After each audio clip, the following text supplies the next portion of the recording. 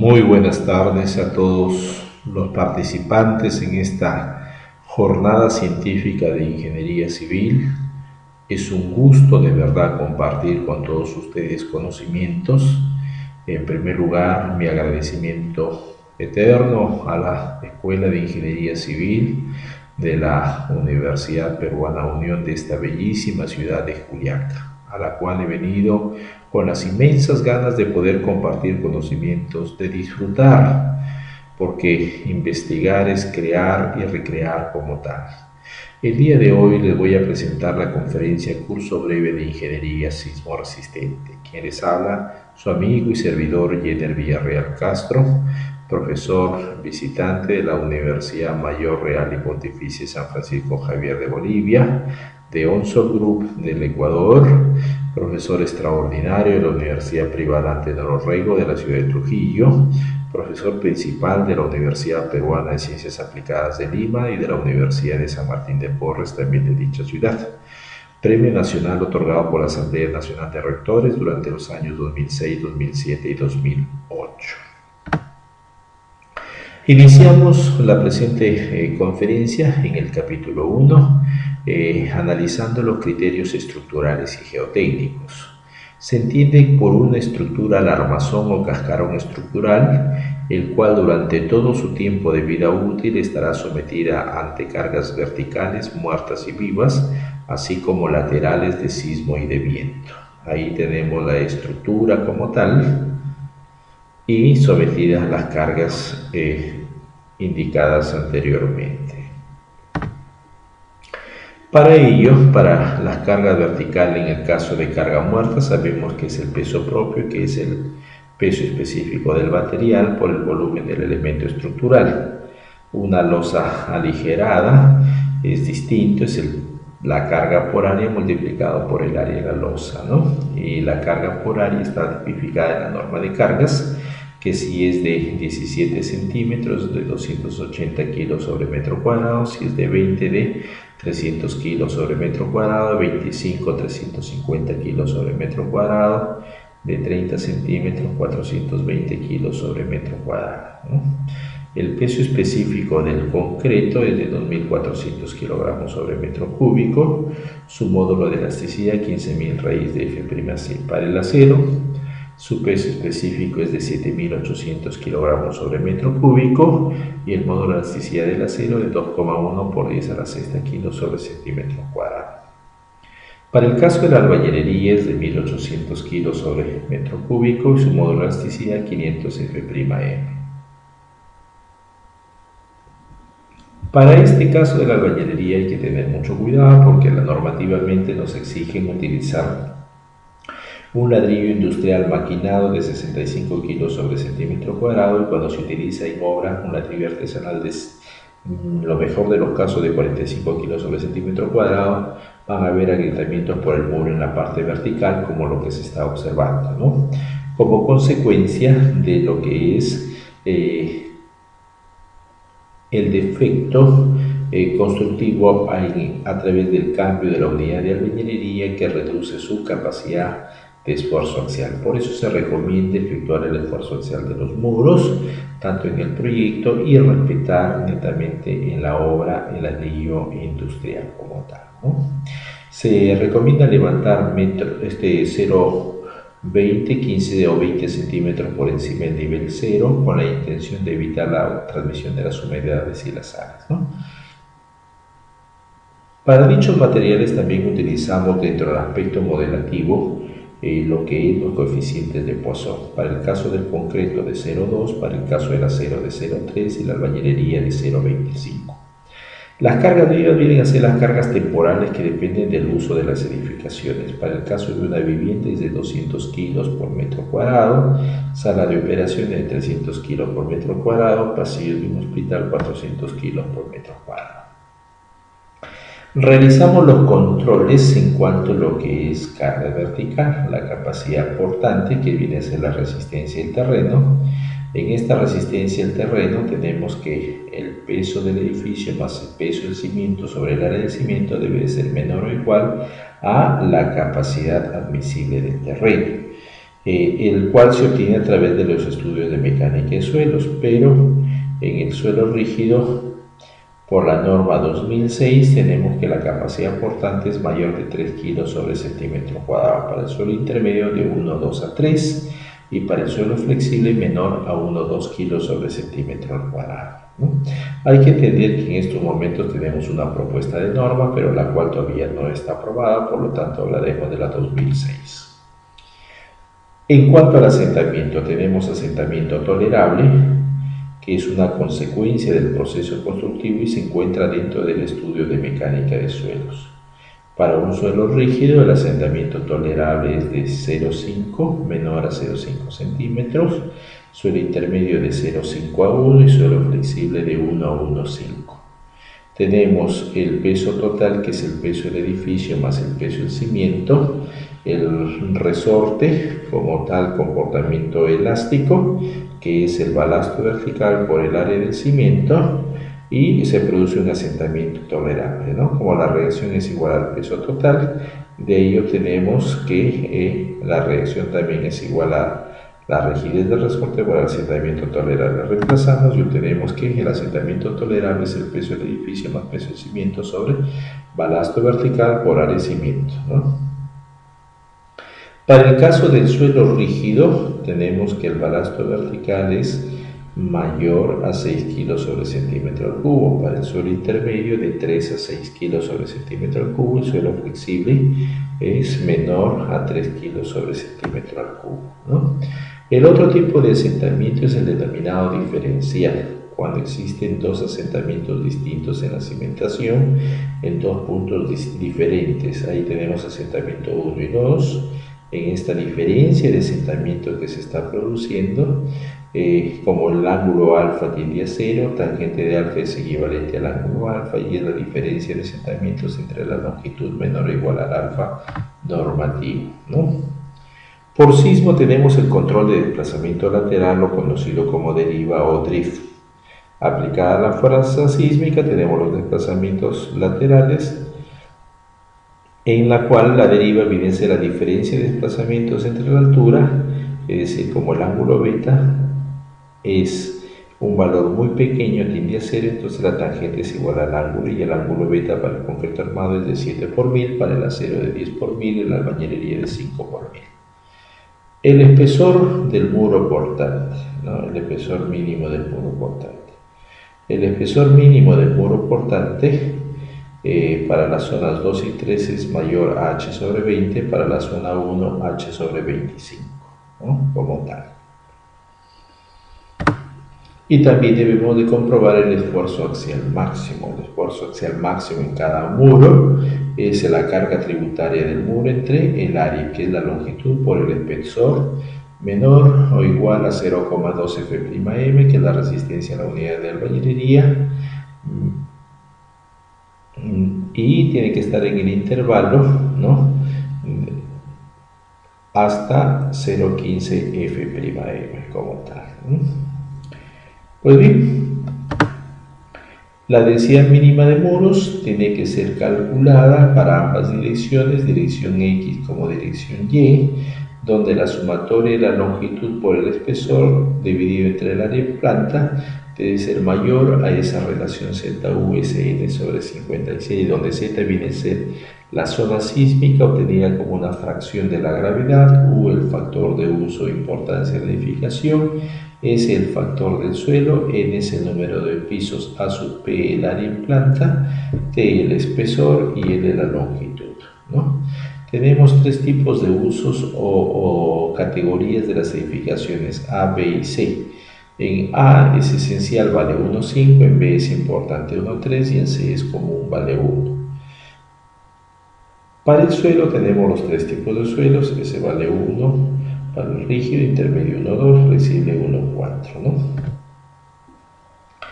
El predimensionamiento de los elementos estructurales para el caso de vigas varía de 1/12 a 1/10 de la luz, y para la base varía de 1/2 a 2/3, obteniéndose una base mínima de 25 centímetros para evitar las cangrejeras. En el aspecto práctico utilizamos que el peralte es la luz sobre 10 y la base la mitad del peralte. Para las losas aligeradas se utiliza la longitud menor, la longitud de las viguetas, el espesor es la longitud nominal sobre 25, el ladrillo es el aligerado menos 5 centímetros, para la maciza es la aligerada menos 5 centímetros o longitud nominal sobre 40, y la nervada igual que la maciza. Para columnas, de acuerdo a la reglamentación de la ACI, si es centrada, se utiliza la carga de servicio sobre 0,45 F'C como área de la columna. Si es excéntrica o esquinada, la carga de servicio sobre 0,35 F'C.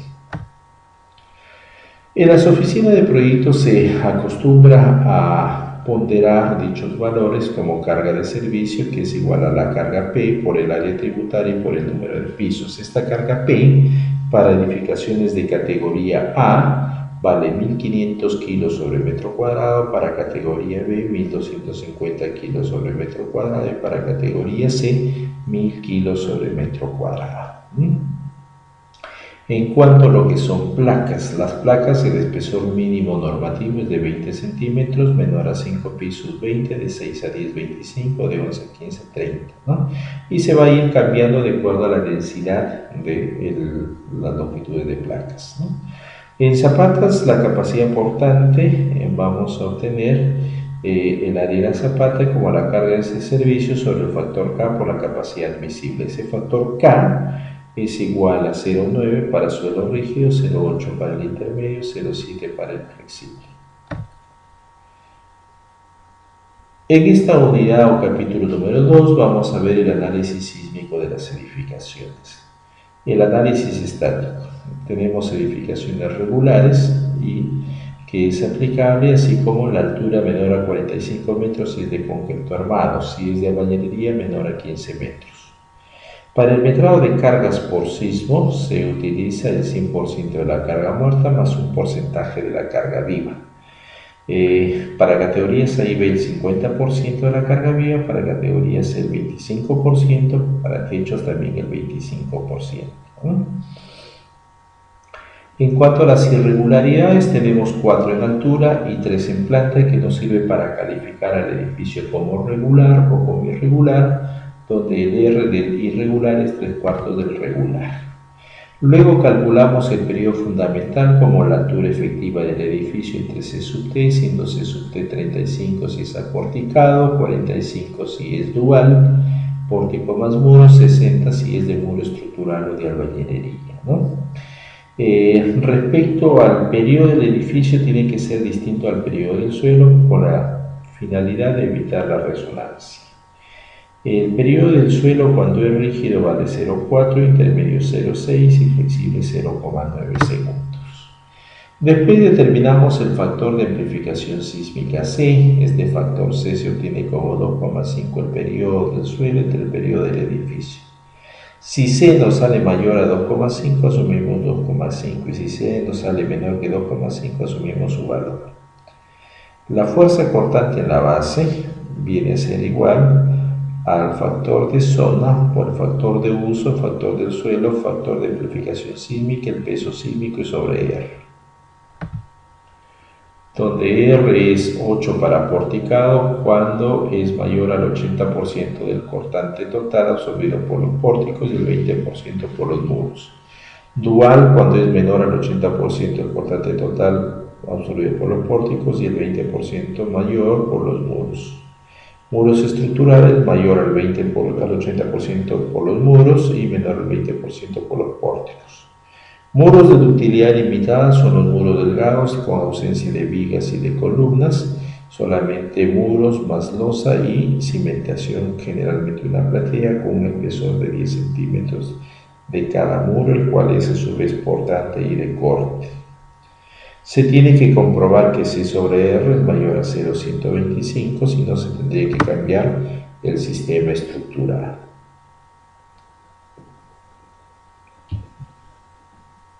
Para determinar la fuerza sísmica por altura hay dos condiciones que debemos de ver. Primero, si el periodo fundamental es menor a 0,7 segundos, la distribución de la fuerza sísmica es el producto del peso sísmico por el brazo de palanca hasta nivel 0 sobre la sumatoria de los mismos y todo multiplicado por la cortante en la base.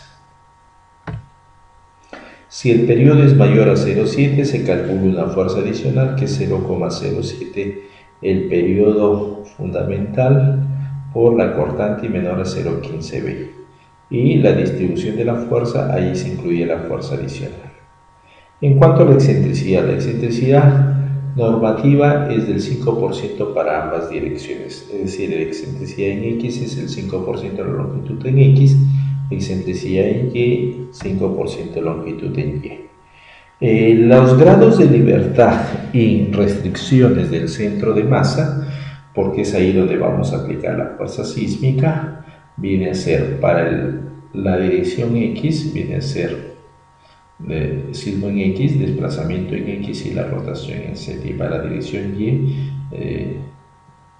desplazamiento en Y, rotación en Z. En pocas palabras, los grados de libertad son desplazamientos X, Y, rotación en Z, y las restricciones, desplazamiento en Z, rotación en Y, rotación en Y. Para el control de desplazamiento lateral o deriva, para el concreto armado utilizamos de 7 por 1000, para el acero de 10 por 1000, albañilería 5 por 1000, muro de utilidad limitada 5 por 1000. Debemos entender que en este control de desplazamiento lateral, con el software se obtiene un desplazamiento elástico y normativamente necesitamos un desplazamiento real. Para obtener el desplazamiento real se multiplica por 0,75 R, donde R es el factor de reducción sísmica. Para la fuerza de diseño por sismo, nos indica la norma que si un muro absorbe más del 30% del portante total, se debe de diseñar con un 25% adicional o 1,25 veces su valor de la fuerza. La junta sísmica viene a ser 3 centímetros más 4 por 1000 multiplicado por la altura de impactos menos 500, todo la altura dado en centímetros. Para modelar debemos de tener algunos criterios de modelación estructural. Dentro de estos criterios de modelación estructural, debemos entender que la losa trabaja como una gran placa horizontal, donde el movimiento de cada nudo de la losa dependerá del movimiento del centro de masa, es decir, un diafragma rígido. Los centros de masa tienen que alinearse por la vertical para evitar las torsiones accidentales que se puedan producir exageradas entre un nivel y otro. También debemos de asignar los brazos rígidos en las uniones columna-viga, en las vigas, y columna-zapata en la columna como tal. Se toma para el caso de la viga columna en la viga el inicio, como estamos viendo, la mitad de la longitud de la columna, el espesor, la mitad en un sector, la mitad en el otro sector, factor de rigidez 1. Para columna zapata asignamos en la columna en la base con la zapata, que en este caso sería Z sobre 2, el final ya no le asignamos porque ya asignamos en viga columna y el factor de rigidez 1. Para la parte dinámica entendemos que la norma nos permite realizar un análisis espectral a través de una plataforma, un espectro respuesta y un análisis tiempo-historia con un acelerograma sintético o real. En el análisis sísmico debemos entender que es una suma del análisis modal más el espectral, donde en el modal vamos a obtener el periodo de vibración, porcentaje de masa participativa y en el espectral la fuerza de diseño, Entiéndase por análisis modal al análisis de la vibración libre, es decir, la interacción entre la masa y la rigidez como tal. Masa que genera el movimiento y la rigidez de la estructura. Por lo tanto, el centro de masa debe tener 3 grados de libertad, que son traslación en X, traslación en Y, por lo tanto, como la masa es la que genera el movimiento, tendríamos masa en X, masa en Y, y la rotación en Z significa masa rotacional en Z. La masa para una losa regular, la traslacional es XY, y es el peso sísmico por piso sobre la gravedad, y la rotacional es la traslacional por A cuadrado más B cuadrado todo sobre 12. Cuando es irregular, la traslacional, la masa en X igual a la masa en Y, es el peso sísmico por piso sobre la gravedad, y la rotacional es la traslacional por la suma de las inercias X más Y sobre el área de la losa. La ubicación del centro de masa. Para ubicar el centro de masa se analiza primero un centro de masa inicial, el cual es la sumatoria de los pesos reales por las coordenadas centroidales de los elementos de corte sobre la sumatoria de pesos. Luego calculamos el centro de rigidez, que es la sumatoria de la rigidez por las coordenadas como brazo y palanca sobre la sumatoria de rigidez. Y finalmente el centro de masa final, a través del centro de masa inicial, trasladamos la excentricidad positiva o negativa dependiente de la diferencia de desplazamiento de coordenadas de la ubicación de los centros de masa inicial con el centro de rigidez. Si es positivo, va en sentido positivo; si es negativo, va en sentido negativo la excentricidad.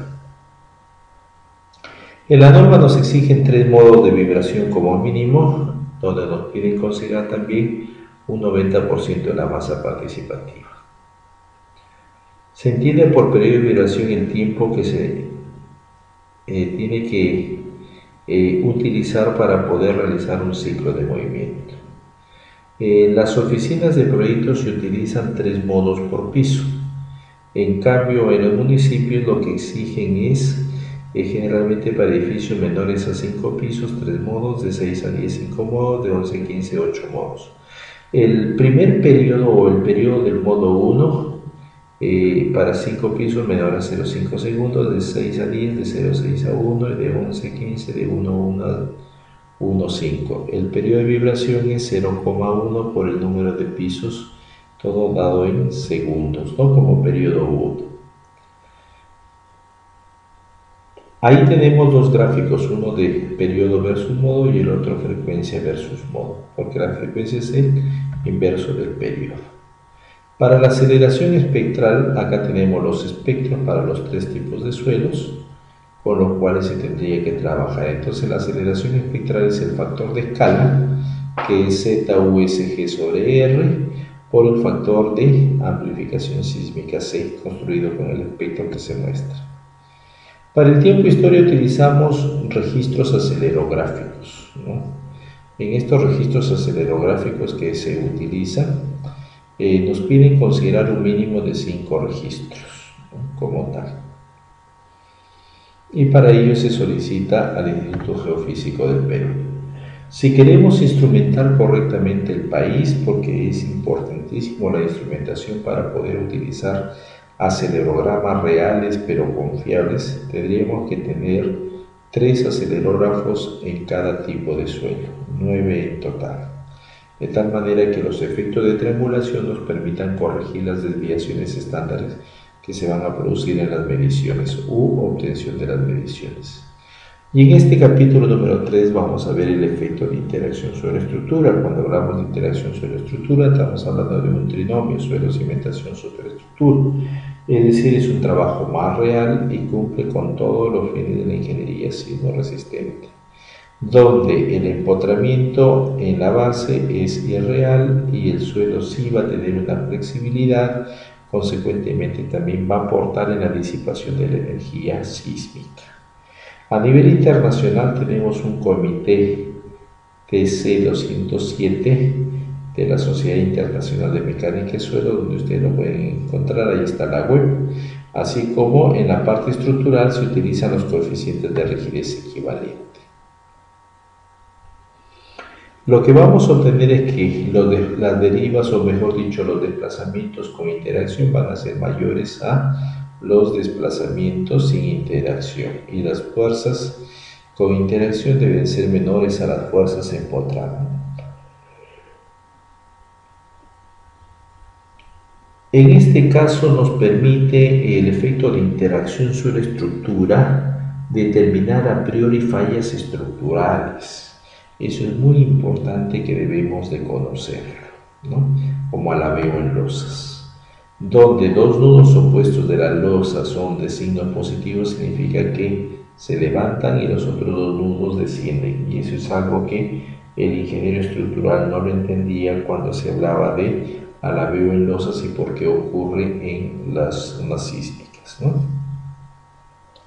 Debemos de entender que la ubicación de las rótulas plásticas significa un análisis pushover. Sin embargo, con la interacción suelo-estructura usted puede ubicar exactamente el lugar donde está apareciendo dicha rótula plástica, ¿no? Pero en forma general se podría reducir la rápida aparición de la rótula plástica trabajando con inercia de columna mayor a inercia de viga, ¿no? La interacción suelo-estructural lo que va a hacer es optimizar estructuralmente todas las dimensiones, ¿no? Para ello se calculan las masas de la cimentación, en este caso de una zapata o una platea, luego los coeficientes de rigidez, entendiéndose que para esta losa o para esta zapata se va a utilizar un concepto de infinitamente rígido, de tal manera de que todo gire, ¿no? Las masas se calculan por las expresiones mostradas en la presente diapositiva, tanto las de traslación como las de rotación.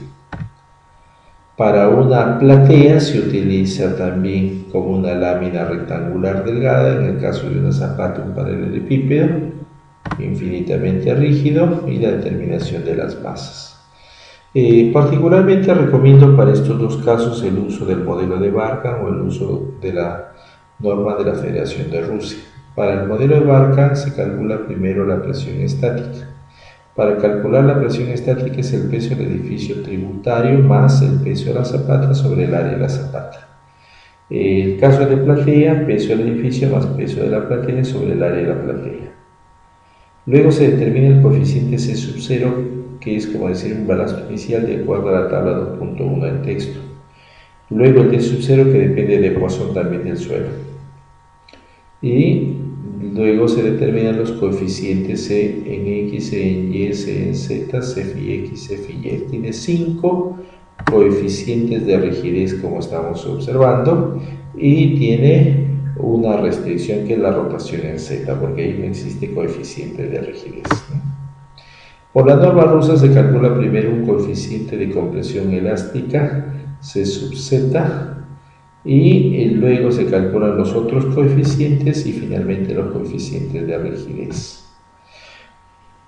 Pues bien, les dejo un mensaje esperando que sea de mucho beneficio para todos ustedes y sobre todo de que entiendan que realmente es importante ser desprendido pero también una buena persona. Dice el mensaje que yo mismo lo he creado, lo siguiente, ¿no?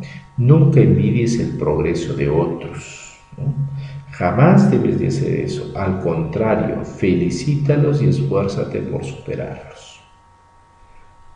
Les dejo mi correo electrónico en Hotmail, la dirección de mi blog y la dirección de mi canal en YouTube para poder comunicarnos cuando tengan consultas con el mayor de los gustos. Más aún ahora siendo profesor visitante de vuestra Universidad Peruana Unión. Muchas gracias a todos ustedes por esa paciencia en tolerarme durante todo este tiempo, a las autoridades por la cordial invitación, por las excelentes atenciones, y espero que de acá salgan no solamente grandes personas, sino también grandes profesionales que dirijan los destinos de una mejor forma. Muchas gracias, muy buenas tardes a todos ustedes.